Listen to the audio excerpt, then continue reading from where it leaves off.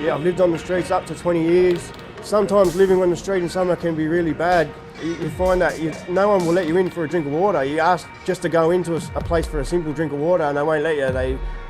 They assume you're going to use their toilet for drugs or whatever. It is pretty dangerous, like sunburn. We don't have the resources to get sunburn creams. They're living day by day.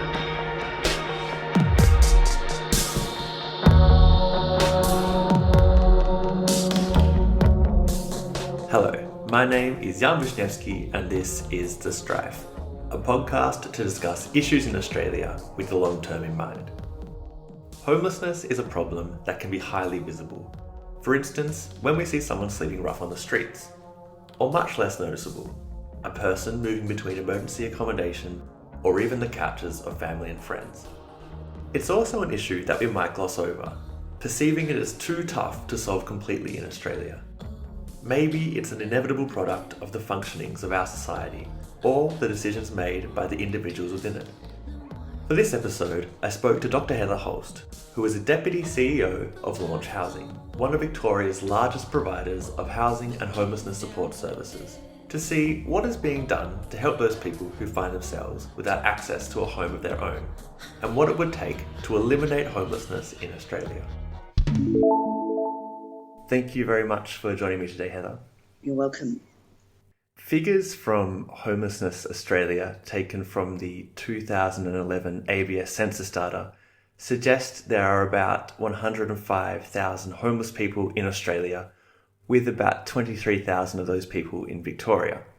In 2016, a street count team found 247 men and women sleeping rough on the streets around the Melbourne CBD. What kinds of initiatives does Launch Housing lead to assist these people? Well, for a start, Launch Housing helps the local governments do those counts. So we help the City of Melbourne with that count, and we've recently helped the City of Port Phillip, which is based around St Kilda in the inner south of Melbourne, do a street count as well. So the first thing, of course, is to find out who's there and, insofar as possible, what they need by name. Mm-hmm. The concept of the by name list is extremely important. So we don't do that sort of work for research purposes. We do it for practical purposes of locating people and then assembling the services they need to get to housing and keep housing.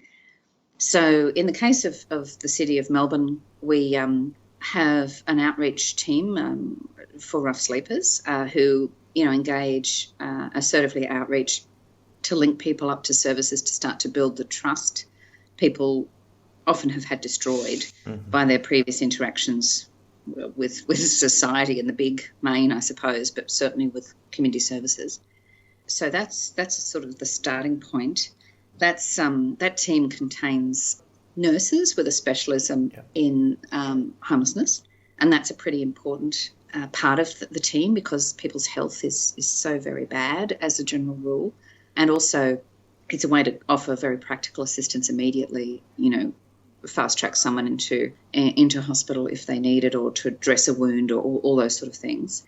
We then have a range of more in-depth support services, and we're trying to assemble as much housing directly under our control or with access for rough sleepers as possible. That's probably the biggest part of our effort, Jan, because that's what's so powerfully missing, I suppose, with all of our cities that are struggling with this. It's a feature of cities who have hot housing markets, I suppose, that haven't paid enough attention to social housing provision, and Melbourne's definitely one of those world cities, I'm afraid.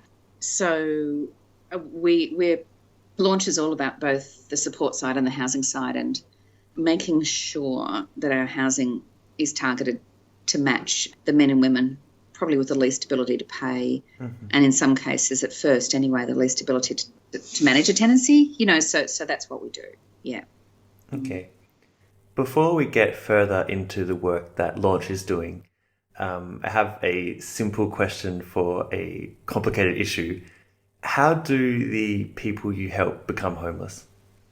Look, there's a lot of things that get you homeless, and sometimes it's only one thing that needs to go wrong in the sort of bundle of factors you have keeping your life on track. A classic kind of job loss or a significant injury or illness can do it. enough to make you not able to pay rent. It's often a breakdown in family, so either family violence that's inflicted on you or that you have been removed because you've been the perpetrator. That happens with rough sleeping too. Mm-hmm. It can be, I suppose they're the two really main ones. People often think it's because you're mentally ill or because you're a drug user. Yeah. And while that's true that the incidence is very high in the homeless population and that helps keep you homeless, it's very often the case that that's occurred after you've already lost your housing or lost something very significant in your life that's driven you to that point. Sure. So that sort of gets to be a bit of a diabolical circle of things, but often it's not what causes it in the first place. Mm-hmm. And, on the supply side, it's a game of winners and losers, and there just isn't enough within the price range of someone on, in Australia, Centrelink income, which is the government pension type income. That it's just price problem of that what housing's on supply. Mm-hmm. So the stated mission of Launch Housing is to end homelessness, and I'm unsure if the general public believes that is realistically achievable, but your organisation obviously does. You mentioned a couple of barriers there, but what would you say are those fundamental barriers preventing us from having a society free of homelessness? I think the most fundamental one is that Australian voters don't demand it of our governments. Okay. If we made it a condition of electing someone, we'd solve it very quickly. The scale of our problem is small. I just heard the Paris street count figures in the many thousands. The street count that was just taken. The scale of our problem here is small. We are a very well-resourced country. We're rich. We've got areas. We've got space. There's no problem. So it's the most fundamental barrier is people focusing on it and turning our government's attention to it, basically. Mm-hmm. Okay. And research from Launch has found that a lack of affordable housing is the number one root cause of homelessness. So what work is Launch doing to improve prospects in that area? So we're doing a reasonable amount of work with private rental, which isn't something traditionally homeless agencies have done. And we're not the only one doing this, but I suppose we might have been a little bit ahead of a few. So that's where most of the affordable supply sits, is in the private rental sector.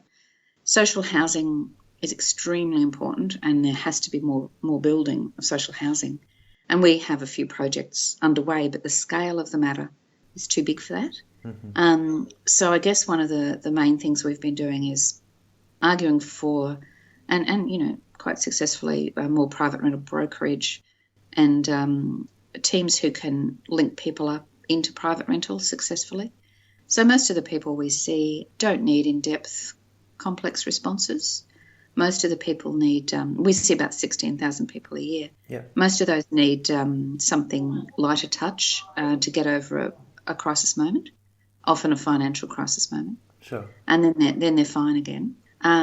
We've also lent our voice to the private rental legal reform going on in Victoria, because the conditions on which you can rent your property are really important as to whether it can feel and be a secure home. Yeah.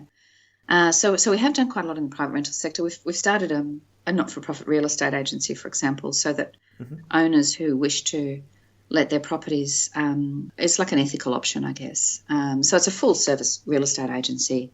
We look after owners' homes, but often they're able to take a lower rent. So we match that up with people only able to pay a lower rent.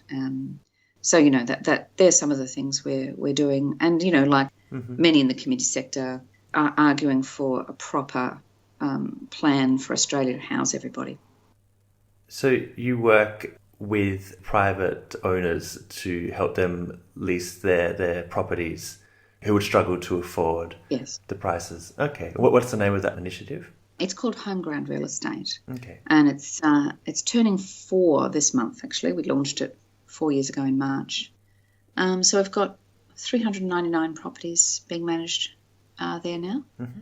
Yeah, so we've got about 88 owners who let their properties at full price, but they give us the commission rather than another real estate agency, which helps it make it all work. Okay. And we've got about another 65 owners who let their properties at below market rent. Some of them have got multiple properties. Yeah, they're letting with us. Sure. Okay. So as we've been talking about, the launch initiatives are focused in Melbourne.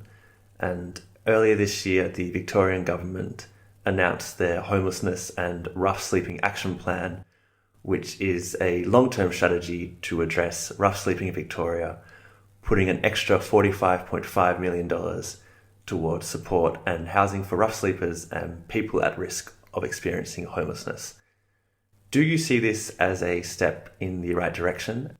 And could the plan be improved in any way? I think it's a good step in the right direction. The improvement would be, because it picks out certain areas to locate the sort of teams I was talking about before that we've developed in the inner city.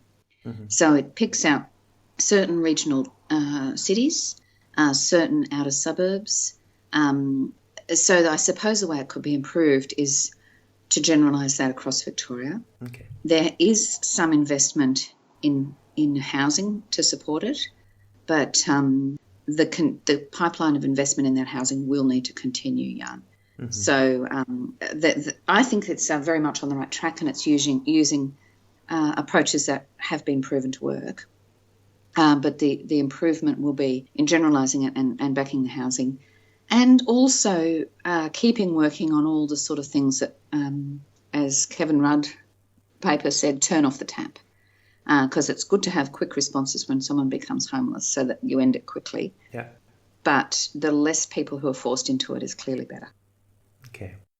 So the Victorian government is obviously putting some focus on this area because last year they launched a $1 billion social housing growth fund.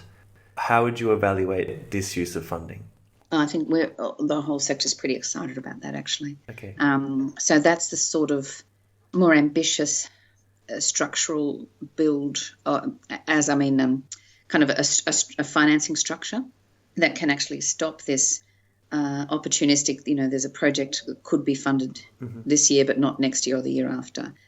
So it's not of a quantum that we need yet. 1 billion sounds a lot, but in housing it's not. Australian housing is incredibly expensive. So, but the exciting bit is that it's starting to build a kind of an infrastructure to deliver properly. Mm-hmm. So it's a terrific start. Yeah. Okay.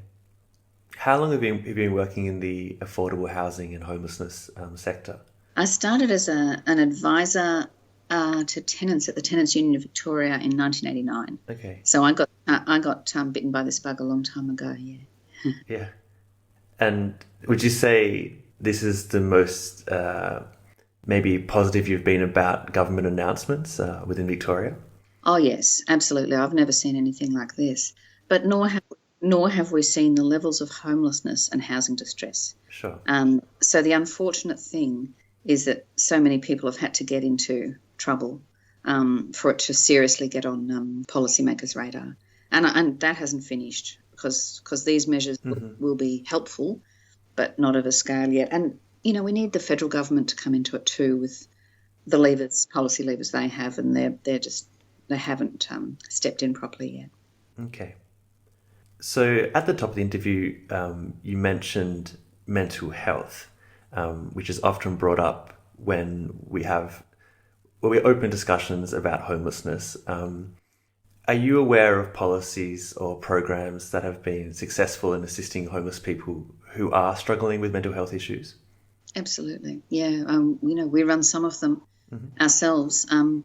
Victoria, like the rest of Australia, is facing a big change in this space with the very promising introduction of the National Disability Insurance Scheme, NDIS.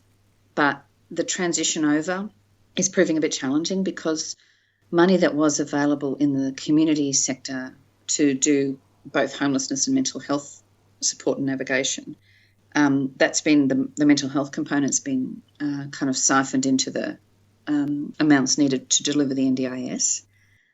So we've got this point of, it having kind of gone from one area but not fully being available, because the NDIS is only available in certain locations still. It's not fully rolled out. Yeah.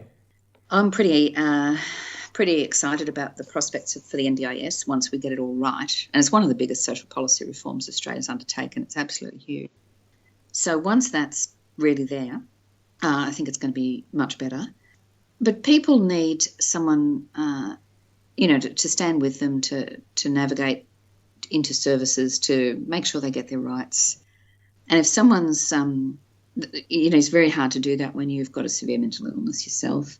Yeah. And too often your family or friends aren't able to do that for you. If they can, you're well off. But the men and women we see, generally, that's not an asset they've still got if they ever had it. Mm-hmm.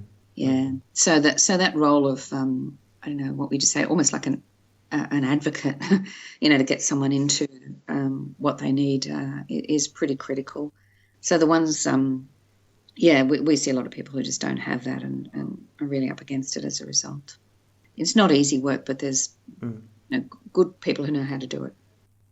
So you've mentioned that you're positive about the work or the focus of the Victorian government currently, except you call on the federal government to do more, and you also see ending homelessness as an achievable thing that needs advocacy from everyday Australians. How do you think we can compel Australians to speak up on this issue? Well, it was most interesting the winter of 2016 in Melbourne, when there was a lot of that big spike in rough sleeping that you quoted at the start. The Melbourne public were very upset about it, and it was a so-called barbecue stopper, as we say in Australia, where people were talking about it at gatherings of friends and trying to puzzle out what was happening. And, that there was a sense, all sorts, but I think what held was a sense of, well, we can do better than this. Someone ought to be, on our behalf, ought to be doing something about this. So that actually did galvanise a lot of coordination of services, local and state government taking it very seriously. And that's money you talked about too, the 45 million investment, began with that public saying, look, we want this sorted out. So, that's a pretty good example of what can happen. And, the next street count for the City of Melbourne's due in the next few months, due to be undertaken. And it will be very interesting to see how many people are there. My sense is it won't be that high as it was 2 years ago, though. And, the central cities are a bit of a place where people can be. So, you will get higher homelessness there than some other places, because it's a place you can be transient. Mm-hmm. You can get a bit stuck there. But it's also where we can kind of deliver the services and help people get where they need to be. Yeah. So as you said, probably the most visible form of homelessness are rough sleepers in the big capitals of Australia, which kind of gives people the idea that homelessness is purely an urban issue. How prevalent is homelessness in rural areas or the suburbs of Australia? It is prevalent, yeah. And there's certain concentrations in particularly rural areas, to some extent the suburbs, but they're kind of, if for people who know Melbourne, centres like Dandenong or Frankston, mm-hmm. Where they're not exactly broadacre suburbs. They're the town centres of those places, foreshores, that sort of stuff. In rural areas, there's big camps on some of the rivers. And it has an even more Indigenous dimension. It does in the city too. It does in the city, but even more so in regional Victoria.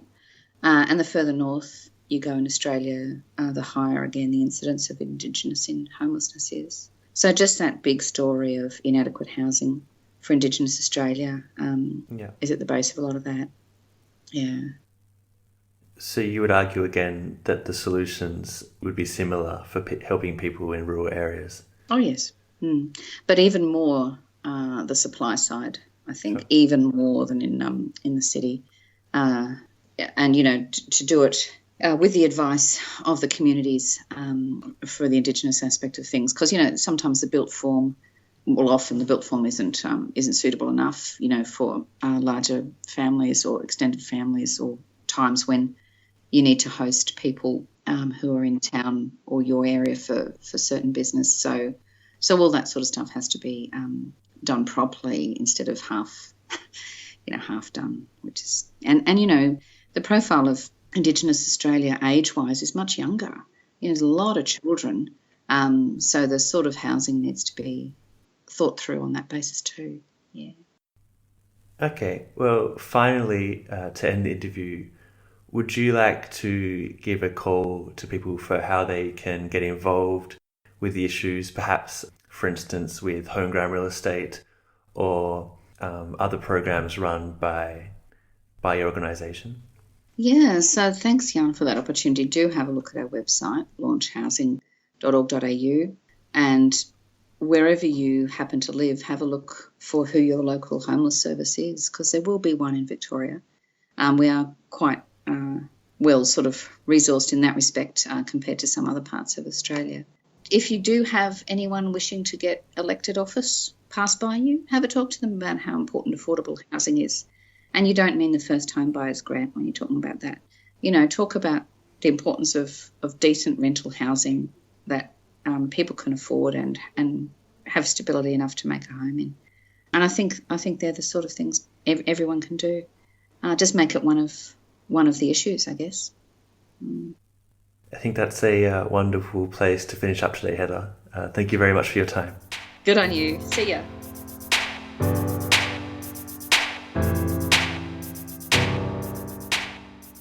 Thank you very much again to Dr. Heather Holst for that discussion on the work of Launch Housing and cutting the number of homeless people in Australia to 0.